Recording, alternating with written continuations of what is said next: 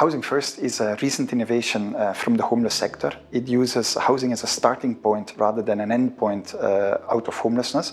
In other words, it uses housing as an instrument of reintegration rather than a result of a long reintegration process. It enables homeless people with challenging support needs because of their mental health or addiction problems to stay in their own homes. Housing First is probably the most important innovation in homeless service design that there's been in the last 30 years. Developed in North America by Sam Decembris, based on earlier service models working with people with mental health problems. We've seen it spread across Europe, and despite all these differences in context, what Housing First enables us to do is to really get to a point where we can, for most people with complex need, solve their homelessness. There is a worry that Housing First means moving people, very vulnerable people, into housing and leaving them to cope on their own. Some people think that homeless people with high support needs cannot be housed, and some others think that Housing First is very expensive.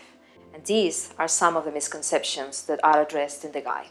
Whatever program calls itself Housing First must have access, immediate access, meaning within a few weeks, to real housing. Not the shelter, not something shared, not transitional, a place of their own, permanent, furnished. The person can have a sense of ownership about, and they pay some percentage of the money they have, if they have money, towards the rent, usually 30% or something like that.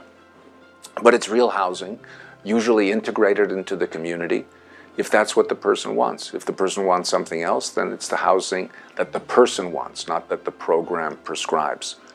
The other part of the program is the support services, and the support services need to be at a level of intensity that is prepared to meet the needs of the person.